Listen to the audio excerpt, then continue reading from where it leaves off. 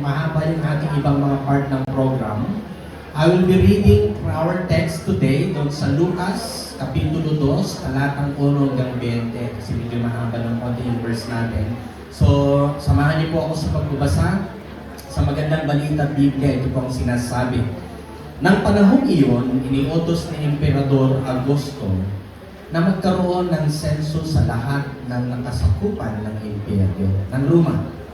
Ang unang census na ito ay ginawa noong si Cirenio, ang gobernador ng Syria. Kaya umuwi ang mga tao sa sarili nilang bayan upang magpatala. Mula sa Nazareth, isang lungsod sa Galilea, si Jose ay pumunta sa Judea, sa Bethlehem, na bayan sinilangan ni Haring David, sapagkat siya ay mula sa angkan ni David. Kasama rin niyang umuwi upang magpatala si Maria na kanyang magiging asawa na noon ay nagdadalang tao. Habang sila ay nasa Bethlehem, sumapit ang oras ng panganganak ni Maria. Sinilang niya ang kanyang panganay na isang lalaki. Dinalog niya ng lampin ng sanggol at inihiga sa isang sapsapan sapagkat wala ng lugar para sa kanina sa bahay panulian. Doon ay may mga pastol na nasa parang at nagbabantay ng kanilang mga tupa ng gabi na iyon. At tumayo sa harapan nila ang isang anghel ng Panginoon at nagliwanag sa kapaligiran nila ang kaluwalhatian ng Panginoon. Ganun na lamang ang kanilang pagkatakot. Ngunit sinabi sa kanila ng anghel, "Huwag kayong matakot. Ako'y may dalang magandang balita para sa inyo na magdudulot ng malaking kagalakan sa lahat ng tao. Isinilang sa inyo ngayon sa bayan ni David ang tagapagligtas, ang Kristong Panginoon. Ito ang inyong palatandaan. Matatagpuan ninyo ang isang sanggol na nababalot ng lampin at nakahiga sa isang sapsaban." Biglang lumitaw kasama ng anghel ang isang malaking hukbo ng mga anghel sa kalangitan. Sila'y nagpuri sa Diyos at umawit. Papuri sa Diyos sa kataasan, at sa lupa ay kapayapaan sa mga taong kinalugdan niya. Nang makaalis na ang mga anghel pabalik sa langit, ang mga pastol ay nag-usap-usap. Tayo na sa Bethlehem. Tingnan natin ang pangyayaring ito na ibinalita sa atin ng Panginoon. Nagmadali silang punta roon at natagpuan nila sina Maria at Jose at naroon ang sanggol na nakahiga sa sapsapan. Nang makita ng mga pastol ang sanggol, sinalaysay nila ang sinabi ng anghel tungkol dito. Namangha ang lahat na nakarinig at sinabi ng mga pastol, tinandaan ni Maria ang mga bagay nito at ito'y kanyang pinaggulay-gulayan. Umalis ang mga pastol na nagpuri sa Diyos at nagpapahayag ng kanyang kadakilaan dahil sa lahat ng narinig nila at nakita ayon sa sinabi sa kanila ng anghel. Pagpalain ng Panginoon tayo sa salita, manalangin po muna tayo. Napakagandang balikan ang unang kwento kung paano po nangyari ang kapanganakan ni Jesus na amin po ngayon pinagdiriwang ngayong hapon na ito. Bagamat kaming lahat po pwede may iba't ibang pagtingin at pagtanaw patungkol dito sa mga panahon na ito. Pero one thing for sure today, Lord, we are in one mind, in one heart, and in one goal to really understand and learn at yung pinakadahilan kung bakit kailangan kami mag-celebrate ng kapanganakan ni Jesus. Hindi ho ang mga bagay na aming nakikita ngayon na mga festivities of celebration, but the point and center of all of these celebrations is Christ. And that is why today, tulungan niyo po kami, maging banal ng Espiritu yung mangusap sa amin upang makita namin ang pinakakahalagahan ng amin upang celebrate today. We bless you, we magnify you, in Jesus' name we pray. Amen. Marahil po itong panahon na ito ay panahon ng tinatawag po ng mga ilan na festive fatigue or holiday burnout. Why? Kasi nga po sa kabi-kabila ay may celebration. At of course, yung ating ginagawa ngayon ay isang pag-celebrate. Pero dahil kung alam natin na tama ang ating pag-celebrate, hindi natin mararanasan yung festive fatigue na tinatawag. Though of course, yung mga ilang dahilan bakit may fatigue daw sa ganitong panahon, kasi maraming activities na nagaganap sa school, sa community, yung iba sa work, at iba't iba pang mga parties, as we say. At of course, kasama ng financial pressure. Sino dito yung mga hindi gumastos nitong mga nakaraang araw? Medyo imposible yun. Talagang dudukot ka talaga, di po ba? Eh, buti na lang po, sana all. Mayroon po mga bonuses and 13 month. Kaya may nailalabas na panggastos. Pero at the end of the day, ay bahagi po yun. Though, minsan nga po ay naging sa bahagi nito yung result ay yung tinatawag nating fatigue. Or emotional stress sapagkat family expectations, unresolved conflict, and grief. Kaya nga yung celebration, yung joy supposed to be, ay hindi na po na-i-enjoy yung celebration. But today, naway mabago yung ating pananaw dahil may magandang balita na kahit sa maraming mga panahon or either nangyayari sa ating kapaligiran ngayon, even throughout the world, ay maganda pa rin na may nakita tayong good news na ating pong ating sineselebrate ngayon. At yung topic nga po natin, Jesus is born, the good news that brings joy to the world. Amen! Umpisahan ko po sa isang pangyayari. Noong 2012 po ay nakarating po kami ni Nisi sa Australia. Do 3 months po yung mission na yon. Do 1 month na lang siya nakadating. At yung Bondi Beach, which is last Sunday, may nangyari pong grabe talaga na sa istorya po ng Australia, eh napaka-challenging sa kanila. Dahil yung Hanukkah celebration ng mga Hudyo na nandun po sila sa Bondi Beach, ay nahaluan po ng massacre. Actually po, 2012 po yan. So nakarating po kami doon, isang privilege po yun. Bakit ko po tinignan yun? Dahil ito, kung titignan niyo po, may 15 na namatay na mga Hudyo in their celebration of the Hanukkah. Yung Hanukkah po ay isang pag-celebrate po nila wherein the Maccabeans na sila po ay sinakop at nakalaya po sila doon. And every, actually 8 days po yan na celebration ng mga Hudyo. Pero it turned that celebration joy dapat, but 15 Jews at may isa nga pong bata na babae, 9 years old, namatay dahil doon sa mag-amang sabi nila mga Muslims. At ang balita pa nga po, bago po nila ginawa yun, ay nagpunta pa sila dito sa Pilipinas yung mga na yun. Nabalitaan niyo po ba yun?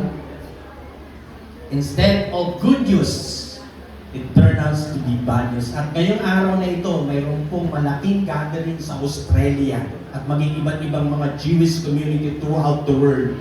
They remember this, sabihin natin, napaka-challenging na moment. Instead of joyfully celebrating that Hanukkah become the massacre of time. Ngayon po, pag sinabi natin good news that it turns joy, ay ang joy po sa Greek word ay means chara. Sa New Testament po, ang description po niyan ay deep abiding sense of joy and gladness. Na ang bottom line, the root is spiritual realities rather than the external circumstances ang ibig sabihin ng joy. Ina-associate din po ito sa tinatawag nating presence of the Holy Spirit sa mga believers in relationship with God. Kaya yung joy, at ito po'y fruit ng Holy Spirit na sinasabi ng Galatians 5:22, ay nagkakarakterize po ito ng sense of inner peace and contentment that transcends worldly troubles. So, ibig sabihin po yan, kung ilalagay natin ngayon, ang pag natin is joy, kaligayahan nga ba o kagalakan ang dapat nating maranasan sa mga panahon na ito. Actually po, sa Roman concept in their time, ng panahon ng ating Panginoong Hesus, ay maiba ho yung kanilang pananaw ng mga Roman empires. Dahil sa kanila, kapag sinabing joy, ay it relates to the bagay na na-accumulate, bagay na nararanasan, rather than the things, the joy that comes from God. So, ibig sabihin po niya, kapag tinignan po yung difference ng happiness sa joy, ang happiness po is external. Wala po dyan nakalagay niya sa ating yung ibang part na ito. So, yung happiness po, external feeling of leading and related to earthly circumstances. Pero pag sinabi natin joy, is internal, selfless, sacrificial, and spiritual connection with God. I do believe while we are worshiping today, I don't know kung naranasan niyo yung joy of celebrating who God is in our midst.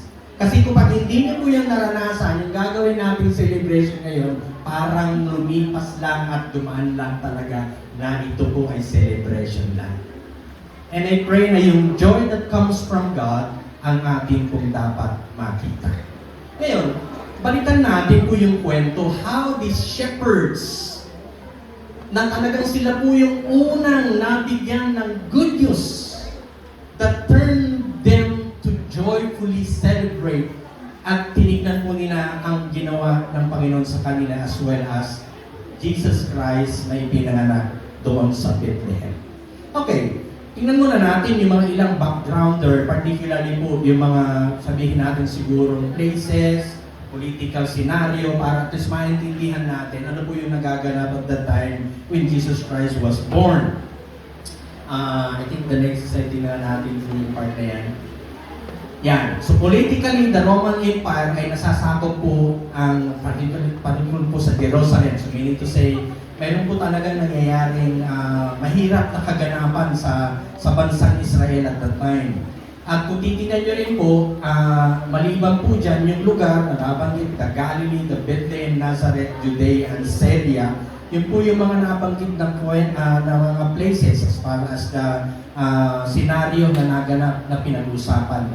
And the people itself, like Jesus Christ na binanggit siya yung pinanganak na Emmanuel, at Jesus, si Joseph, si Mary, yung mga shepherds, the wise men sa Matthew, pag tinignan nyo rin po yung presentation ng birth of Christ ni Matthew as far as yung kanyang writings. At yung nananak o sumasakop sa tinatawag nating, I think yung lugar when si Caesar ay nagbigay siya ng tinatawag nating pagpaparehistro, which is first na nangyari sa panahon po na yan, which is sa si Quirinius then. And then, of course, hindi natin maialis that in that scenario, the presence of God ay talagang nandoon with God's messenger, yung mga angels. Ngayon, kung titingnan niyo po yung picture na yan, at kung ilalagay natin yung sapsaba na tinatawag, yung ancient manger, hindi katulad ng ginagawa nating Pilipinong concept ng sapsaban ho ngayon. Mas napaka-challenging. Pero at least nagamit po lahat po yung to show how God and the good news na binabanggit ay pwede natin tingnan. Actually po, as far as the distance na binyahe po ni Mary and Joseph at yung mga iba pang kanilang kababayan, nagaling po sila sa Galilee, papuntang Bethlehem, in Jerusalem Center, around 145 kilometers na isipin niyo po yung naglalakad at si Mary na buntis at kapanganakan na po niya 145 kilometers. So sabi ng mga ibang nananaliksik, it takes about 4 to 10 days walk. So challenging po yung nangyayari po sa kanila. Maliban po dyan yung may iba pang mga tao. Pero at least nakita natin yung mga circumstances na yan nakatulong. But on the other hand, nakita naman natin dito yung mga shepherds na sila yung unang nakapakinig ng magandang balita. So, may 4 na 4 E's po ako na gusto ko pong iwanan sa ating pagse-celebrate and onwards sa ating pong pag-aalala sa birth ni Christ. Looking at these shepherds, how they celebrate the birth of Christ. Una yung excitement. Sabi mo sa katabi mo, excited ka ba? Kasi kung nalulungkot ka ngayon at hindi mo ma-enjoy, kawawa ka kasi kakaiba yung dapat atmosphere at how our emotional expectation to be excited enough in the Lord. To be excited itong mga shepherds to see Jesus from verse 8 to 12. At the same time, you experience Jesus Christ.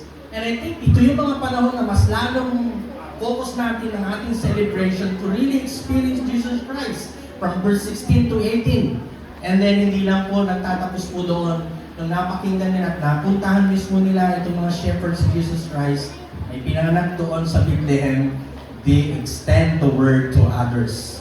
From verse 17 to 18. And of course, the last part is to enjoy. So itong 4 areas po na yan ay ating pong titignan. So excitement to see Jesus.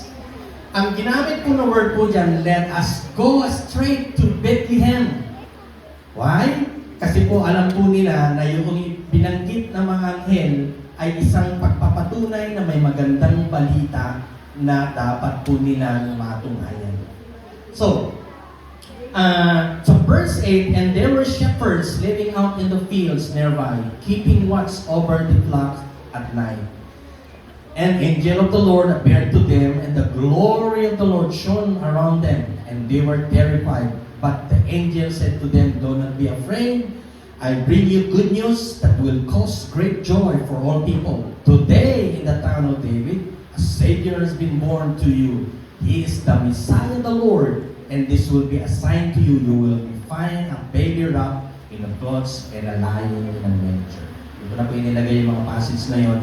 Pero yun po yung binabanggit dito ni Luke, as far as the angels, they are excited enough when they hear that the angels share to them that there is yung tinatawag nating pangako, kayo promise ng Old Testament ay mangyayari na po sa kanilang kapanahunan. So my heaven message brought excitement to the angel, to the shepherds. Kasi yung angel appeared to them, yung glory ng Panginoon, and then the message declared. Yung from fear, it turned to joy or holy excitement. At I think yung po yung, kumbaga siguro for the past 400 years silent, wala sila napapakinggan patungkol sa mensahe ng Diyos and prophecies. But the good news in that time ay kumilos ang Panginoon using the angels and broadcasting the good news to the birth of Christ. And I believe that it's exciting indeed for the shepherds. And of course, yung sign that worth running for, na dapat sila talagang let us go to Bethlehem. At binanggit po doon yung sign that a baby wrapped in clothes and lying in a manger, a simplicity of Christ was born not in the palace, but in a manger. A divine Savior was born. Not only that a sign, but also excitement to express priority. Instead na asikasuhin nila yung kanilang mga alaga, mga tupa, eh sila excited na yung binalita ng anghel, tayo na. Sabi nila, hindi na natin dapat i-delay ito. Hindi sila nag-excuse na baka pag iniwanan namin yung mga shepherd o yung mga tupa, eh wala na mag-aalaga. But they really haste and talagang pumunta ho sila and agad-agad sila pumunta ho. Marami po dito sa inyo, kapag nakapakinig ho kayo ng good news, ano po yung reaction niyo? Nalulungkot po ba kayo? Sigurado masaya. Diba, yung mga magulang dito, ang yung mga anak, naka-honor roll. Alam mo, sasabihin nyo, bakit yan lang ang honor mo? Second honor? Hindi dapat mga first honor. Parang hindi pa natutuwa, no? Gusto pang higitan pa. Talagang pag may magandang good news mo talaga, ikaw binigyan ng magandang promotion. Alam mo naman na malulungkot ka, sigurado matutuwa ka kasi yung pinaghirapan mo, magandang record mo at na-promote ka, there is joy in that good news. At iba't iba pa pwedeng maging dahilan ng good news na pwede tayong mag-celebrate. So, ang tanong natin ngayon, are you still excited to see Jesus? Sa bawat araw ng buhay mo, nararamdaman mo rin po ba yung excitement tulad ng mga shepherds na ito na binanggit nila, let's go to Bethlehem. I pray na ito pong celebration natin ay may unang nagaganap dapat sa buhay mo is to be excited in the Lord para talagang ma-enjoy mo ang celebration. Pangalawa, hindi lamang po sila excited, they experience Jesus Christ first hand. Actually po, yung mga magi na binabanggit natin, the three kings sa Matthew, 2 years na lumipas bago sila pumunta ho doon. So 2 taon na si Jesus Christ at that time. Pero itong mga shepherds, They are first-hand experience. Ang tinatawag nating balita na sila mismo ang nakaunang naka-experience po nito. Actually nga po doon sa verse 16, as we start din sa verse 15, when the angels had left them and gone into heaven, the shepherds said to one another, let's go to Bethlehem and see this thing that has happened, which the Lord has told us about. So they hurried off and found Mary and Joseph, and the baby was lying in a manger. So, ano po yung tinutukoy pong magandang nangyari po dito sa mga shepherds? They found Mary and Joseph and the baby Jesus. So they saw the Savior personally. Hindi lang hearsay yung napakinggan nila, and then nung pumunta sila, walang nangyari. Ito yung naging totoong talagang nangyari. Hindi lang sabi-sabi, but they saw Jesus face to face, lying in a manger. They also encountered the fulfillment of God's Word na binabanggit ng mga angels. And then of course, yung true experience leads to transformation. Parang ganito po, nung ikaw ay una nakakilala kay Lord, kumusta na noon at kumusta ka ngayon? Yan. Ano kaya ang mga pwedeng nangyari along the way? Are you still experiencing Jesus in everyday ng iyong walk sa life? O nangyari lang yung magandang experience na yun nung unang encounter mo lang? I pray na kahit na itong lumipas itong taon na ito, itong celebration natin, at haharap tayo 1 week more to go, haharapin natin yung 2026. Hindi naman dapat tayo nag-i-expect ng pwedeng gawin at pwedeng maranasan natin as second part, but to really experience Jesus day-to-day ng ating buhay. Lalo na kung aalalahanin niyo po, tinitingnan ko po yung nangyari po magmula nung last December ng ating celebration ng Christmas up till today. Grabe ho pala. Hindi na natin. Kumbaga pag na-memorya natin yung bagay na yun, picture lang po yun, pero naganap po yun dahil sa Panginoon. We experience really the greatness of God this year. And looking forward, mas marami pang pwedeng maganap. Actually nga, nandun po ako sa likod kanina, habang malaki pa nag-i-start. Kulang na po yung upuan natin. Yan, parang wala yung mga marang-marang. Kaya kailangan ulit mag-purchase ng mga chairs na bago. Why? Isipin niyo po, hindi lang po yung mga nakaupo dyan ngayon, dadagdag pa ho yan. Lalo na kapag na-experience na si Lord, marami pang pwedeng pumasok sa kakalian ng Panginoon. And I think yan po, dapat din po natin tingnan ho yun. Na maliban na excited tayo, si really experiencing the work of God in our lives. Dahil ang Christianity naman is not a religion, it is a relationship. And the more we have deeper experience of Christ, not only one time, but every day of our life, I do believe naman, marami pong pwedeng magaganap. At hindi lamang dapat last time na encounter natin kay Lord, but every day. Kaya nga yung quiet time natin, with a resulted worship and obedience, yun po yung magandang experience po na dapat natin magawa. So ano po yung una ulit na letter E? Excitement. Pangalawa, experience. Yung pangatlo po, ay napakaganda ho ito. Na ito po hindi ginagawa, na dapat ginagawa natin. Ang mga shepherds, hindi nila sinarili yung good news. After po ma-experience nila, napuntahan nila ng kanilang dalawang mata itong mga shepherds. They extend the word, spreading the message. Tingnan niyo po yung verse 17 to 18 and even 19. When they had seen Him, they spread the word concerning what had been told them about this child. And all who have heard it were amazed at that what the shepherd said to them. Pero tingnan niyo po, verse 19, si Mary naman. But Mary treasured up all these things and pondered them in her heart. Ano yung pinapakita po dito? The shepherds, they make known abroad, extend the good news throughout thoroughly, o ilalagay natin, hindi nila po yun isinarili yung good news na mismo sila naka-experience, they shared it to other people. Kaya nga kumbaga sa ano po sino man po dito makaranas ng halimbawa, anong tawag natin dyan, na-experience mo yung joy and everything, mag-overflowing po yan. Ibig sabihin, hindi ka mapatakali.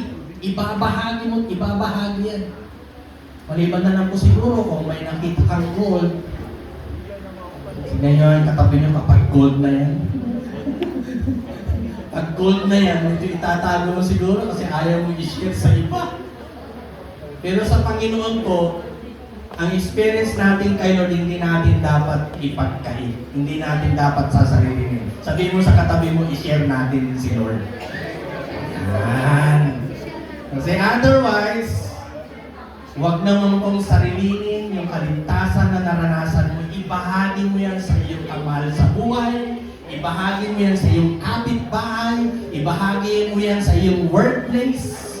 Lalo na kapag pinag-usapan po si Jesus na siyang sinilang na katagapagligtas, dapat malaman po yan ng lahat. Kasi hindi po pwedeng magiging tikom ang ating bibig. Dahil itong mga shepherds, talagang ginawa nila yung kanilang bahagi. After this, the excitement and experience to see Jesus Christ, they extend to spread the word. So ano yung pwede natin tingnan po dito sa part na ito? Seeing Jesus produce sharing Jesus. So hindi sila tinuruan mag-share. Ito mga shepherds, di po ba? Naranasan lang nila, excited sila, nakita nila. Pero nag-overflow po sa kanilang puso yung experience na yon na ibahagi sa iba. Maliban po dyan, the message was too good to keep quiet. Para sa kanila, hindi natin pwedeng ipagtago ito. And most people keep their good news to themselves. At hindi dapat mangyari. But not the shepherds, they shared with urgency and joy. Not only that, of course, alam naman natin mga shepherd, they are outcast people at the time. Socially, kung social status ang pinag-usapan, although binibanggit nila, mga Bible scholars, sinasabing mga pwedeng mabababa yung uri ng lifestyle. Kung titingnan mo, economically, nakakatulong sa buong Israel dahil yung kanilang trabaho kapag walang gagawa po niyan. Ano yung magiging effect nito economically? Patungkol sa, halimbawa yung isusuot po nila, hindi po ba't yung mga tupa, yung mga kapan na kanilang balahibo, kapag sinip po yan, magiging damit. At may mga panahon, malamig po talaga sa Israel. Kung walang mga shepherds na gagampan po nun. So, maganda ho yung kanila nagiging contribution sa society. At sa mga elite, hindi ko nila iniisip yun, itong mga shepherds ay may contribution in a way. But they were used by God so that to show that good news, that the birth of Christ, the salvation is for all. Amin po ba? Para sa lahat, hindi lang para sa mga shepherds. And that is why kailangan po natin tignan yung mga bahagi na yun. Kaya nga, sa ngayon, of course, nagiging viral yung mga iba't ibang mga kwento. Gusto nyo bang maging viral? So, mag-TikTok ka lang dyan, sumayaw at post mo. Di ba? Para mo bagay. Ma-share mo. Pero kapag sa si Lord na kaya mong gawin yon. Yan. So, mahalaga po, we must share, spread the word, the good news about Jesus Christ. So, okay. Nakatatlo na po tayo sa last part na po ako. So, mabilis po ata ako ngayon. Ano yung una ulit? Excitement. Pangalawa. Experience. Pangatlo. Stand. And the last, enjoy. Wow! Bakit? They enjoy the presence and goodness of God. Sa verse 20, the shepherds returned. So bumalik po sila sa may nanggalingan nilang lugar nung na-experience nila, nakita nila in their naked eyes si Jesus Christ lying in a manger doon sa Bethlehem, kanyang pinagsilangan. At ano pong nakita natin? Kasunod po yan, glorifying, praising God for all the things they have heard and seen, which were just as they had been So the shepherds returned glorifying and praising God. They returned with worship. And I think yung ginawa ho natin kanina, yung po dapat na sa mga celebration na ganito, yung focus talaga ng ating pagsamba si Lord. I mean, pagsabi mo sa katabi mo, yung pagsamba natin, pag-glorify natin, si Lord dapat. Yan. Si Lord lang po yun. Wala nang iba. Tingnan natin yung result po niyan. Same job, same field, same sheep, but new hearts. Pakiano niya po yung puso niyo ngayon, yung left. Nandyan yung puso niyo. May nabago na kaya dyan. O punong-puno ng galit. Sa mga panahon na ito, baka kailangan niyo po nang i-download na yun. May download eh. Alisin niyo na po yan kasi hindi makakatulong yan sa pagtawid natin sa susunod na taon. Why? Kasi po, hindi naman po talaga yun ang nais ng Lord sa atin. Kapag may na-experience talaga natin si Lord, we enjoy the presence of God. So, true encounter produces enjoyment. Wala naman siguro naka-encounter kay Lord na umuwi ng luhaan. Saya talaga ho yun. Pwedeng may luha dahil joy. There's some joy. Pero mas malalim pa ho doon kasi si Lord mismo na-experience eh. So, itong mga shepherds, they were filled with joy. At ang kasunod na ginawa po nila, they worship in awe about who God is. Not only that, they enjoy Jesus even in their ordinary life.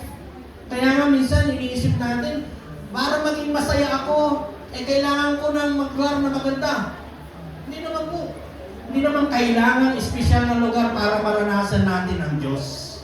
Kasi even in your workplace, home, school, you can enjoy His presence. And I think itong time na ito, the more na mas magandang ma-enjoy natin yung presence ng Lord, hindi yung matatanggap nating regalo mamaya.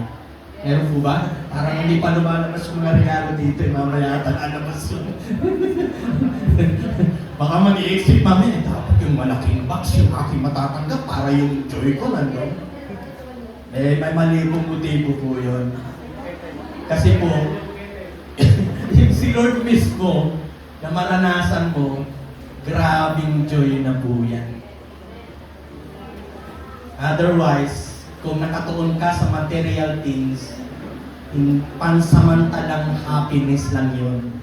Pero if you experience Christ, there will always a joy that will change the atmosphere. Mahalaga po na makita ho natin po yung mga bahagi nito. At ang tanong natin, are you enjoying Jesus or enduring Christianity? Minsan po, parang magtagal mo na kay Lord, pero parang saklog pa rin ng langit yung mukha. Pakitingin mo nga yung katabi mo. Pakitingin mo nga ng mata sa mata. May nababanaag ba dyan na joy? Huwag lang po si Sister Joy, dahil talagang joy talaga yan.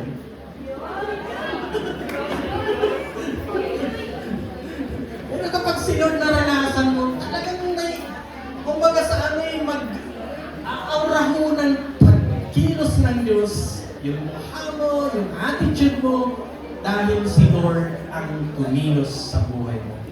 Kaya nga po, mahalaga po na makita ko natin. So worship is the overflow of a heart touched by God. So, in conclusion, ito po ang gusto kong tingnan mo natin at iano natin yung kabuuan nito. Yung excitement, at tingnan natin yung pinakalas dito. Okay.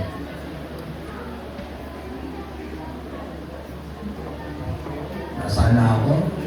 Yeah. So, how to enjoy the celebration of Christ's birth? Una, it must be God-centered celebration, glorifying and praising God. Dapat sentro po siya. At yung purpose-driven celebration dapat, for they have seen and heard, itong mga shepherds, at yung bakit may Pasko, dapat malinaw ang dahilan ng celebration. Ngayon, kung ang ating pong celebration ay mga bagay, dahil yun ang mararanasan at nakikita, baka yung dapat purpose ay yung celebrator, which is Jesus Christ na ating si-celebrate na siya po yung dahilan. So, ibig sabihin, excitement dahil the birth of Christ o yung Pasko ay panahon ng paglapit sa ating Diyos. Pangalawa, experience Jesus Christ dahil panahon po dapat para ma-experience si Jesus. Extend or yung sharing the message of Christ, the Word of God, para ipamalita ang mabuting balita patungkol kay Kristo. And lastly, yung pangapat na is na pinag-usapan natin, ma-enjoy natin dahil ang purpose is to worship or pagsamba sa ating Diyos at pagdakila sa Kanyang kadakilaan. Again, Jesus Christ was born and this is a good news na dapat po natin i-celebrate today. Maligayang Pasko po sa ating lahat and advance sa ating lahat. God bless you.